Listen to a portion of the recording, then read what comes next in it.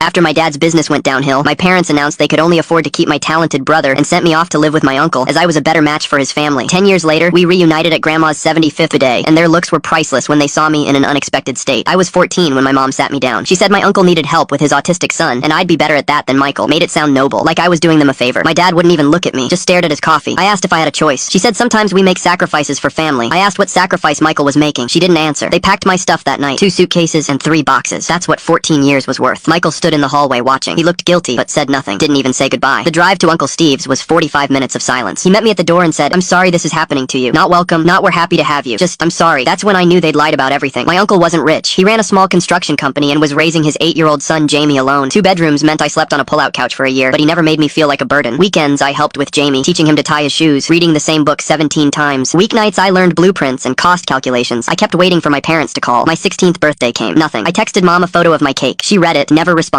I graduated high school with honors. Sent them invitations. They didn't come. My uncle was there, front row. He brought flowers and took me to Denny's. Told me he was proud. First time anyone said that in 4 years. I worked through college doing estimations during the day and classes at night. Took 6 years, but I finished. By 25, I had my contractor's license. By 28, I'd bought my uncle out and renamed it Davis Construction. My last name, not theirs. I expanded into 3 states. Hired 47 people. We specialized in hospitals and schools. The projects my dad used to dream about. I thought about calling them 100 times. But what do you say to people who decided one kid wasn't worth keeping? Then Grandma's 75th birthday invitation arrived. Country club, formal cardstock. I almost threw it away.